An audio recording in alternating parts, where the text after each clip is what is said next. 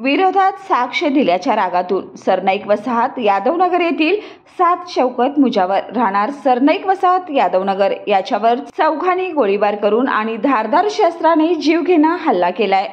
रविवारी रात्री 11च्या सुमारास झालेल्या हल्ल्यानंतर 2 तासात राजारामपुरी पोलिसांनी दोन्ही हल्लेखोरांना अटक केली असून त्यांच्याकडून पिस्तूल जप्त करण्यात आला आहे।